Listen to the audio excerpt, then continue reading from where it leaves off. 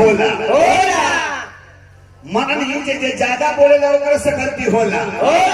तहे मायक पर लायक बोले के बा मायक पर लायक बोले तो लोग हमरा के गायक कही अब मायक पर लायक ना बोले तो लोग गायक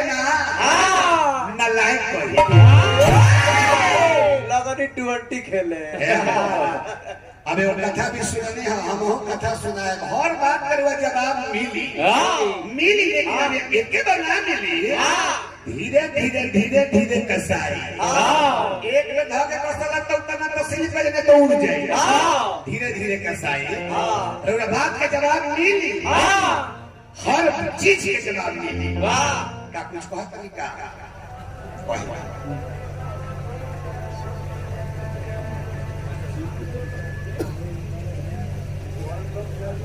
आई हमारा शिवपुर पंचायत से मुखिया वाले महेश ठाकुर जी पुरस्कार दिले बनी हम बार बार बंदन अभिनंदन करब श्रद्धा के जय जयकार जी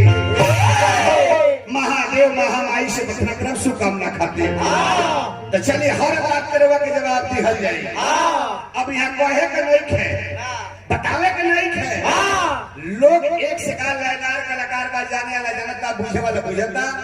अब उसमें बुझ जाए है कि कौन डिग्री लेके आ कौन अभियंता है जे महिषासुर के यहाँ के हित कहता नहीं यही सम्मान लगा ले काम बा पर जा सब गायत्री बाबा हमारा गुरु के गुरु यहाँ कहता के लोग देखा देखे साहब रही लोग देखिए जिला में तरवा अइबे ना करिले छपरे जिला में रही ना ना ना हमनी के जिला में आई से ना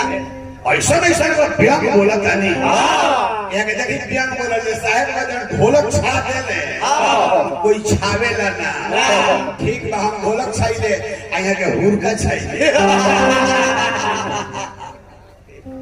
ये नहीं तुम्हारे भाई मन हम कोही कोहिया भाई के कहवाई मन हम हुए ढोलक छाई ले यहाँ के हुरका छाई ले गायत्री बाबा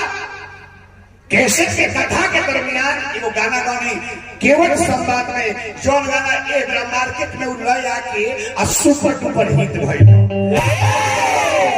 गाना के भाव का मलाह भगवान श्री राम से कहता रहे कि नाथ ना चढ़ायब हम नैया बिना धोले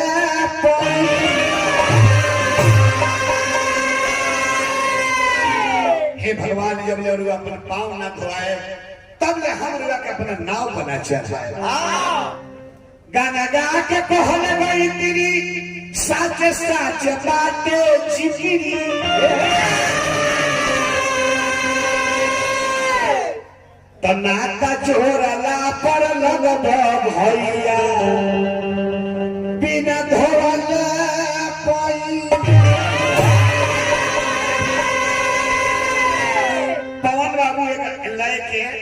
रंग पेंट कर के तनी नया कर दे कि लगल पसारे आपन पियर भरा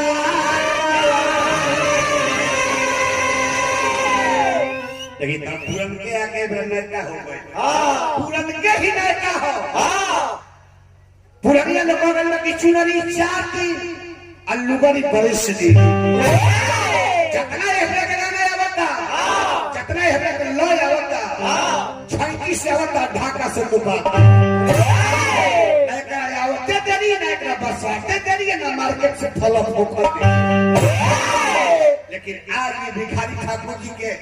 आज भी फार्मोला के महेंद्र मिश्र जी के आज भी हमरा हनुमान पाठक जी के आज भी जन गाना बा आज भी जन लय बा एकर कहियो ही लय सब गाना पुराने ना होई आई कली के गाना के जोड़ा लगबे ना कर चल चली माता रानी जी के भजन रही आई के बाद गजन अब देखिए कुछ कहल जाला कुछ सुने खातिर तो जब कहले बानी तो सुनब नु हम सुंदर मंदरा को नहीं हम कुछ कहबे ना करी जरूर के और ओला महाराज सुंदर ने में लगातार गठावे शुरू कर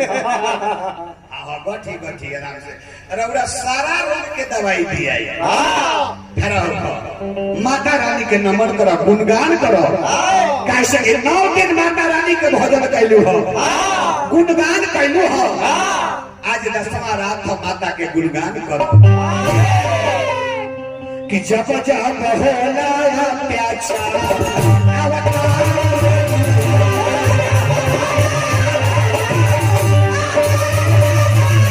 जब जब होला अत्याचार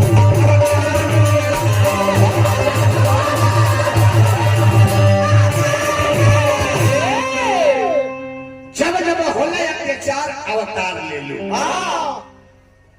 देवता लोग पर अत्याचार होला तो स्वयं आप शक्ति जगदम्बा के अवतार होला होला होला होला। अमृत लोक पर धरती पर अत्याचार होला तो नारायण के अवतार होला। तो जब जब होला अरे धर्म के हानि तो ले ली अवतार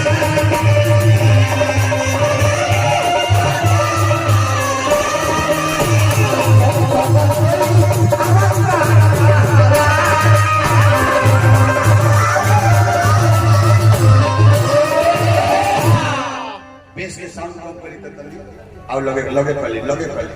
साउंड कम करो लगे करी मिला के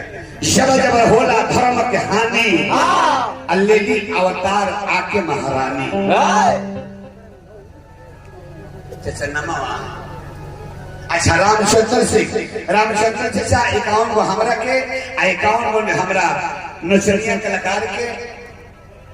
मुस्कान रानी के पुरस्कार से पहली बार बंदर अभिनंदन संधा के जय जयकार। जब जब होला धर्म के हानि लेली अवतार आके महारानी का करेली तो दुष्टन के करेली साधा अवतार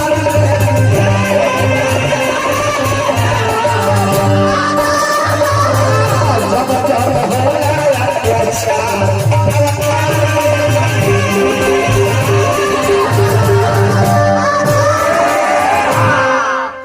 लास्ट भाव यानी लाश में कभी वर्णन करते रहे भक्त माता से कहते कि माता राउल महिमा अगवा पार हो राउल गया होला तो जंगल में मंगल होला राउल गया होला तो गूंगा गावे लगेला अंधारा देखे लगेला लंगरत पहाड़ पर चढ़ के राउल दर्शन करेला जंगल में मंगल होला राउल गया होला तो महिमा या केहू पार नहीं पावे नेति नेति बेदावा पुराण सभा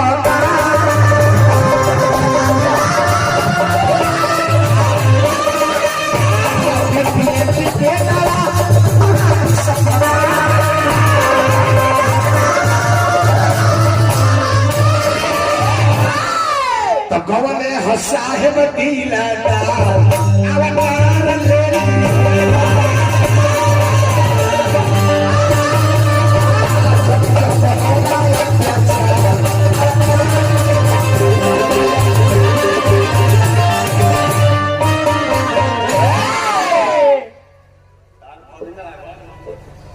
हमार भगी ना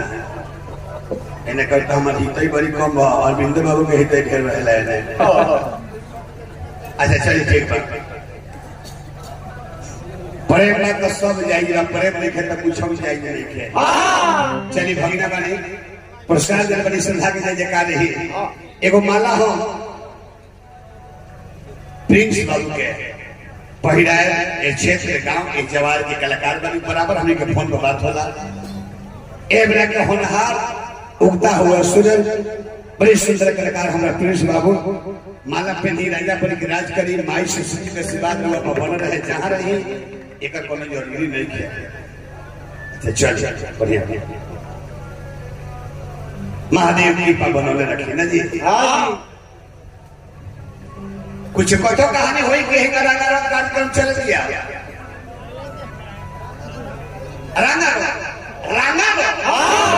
बढ़िया एकदम ठीक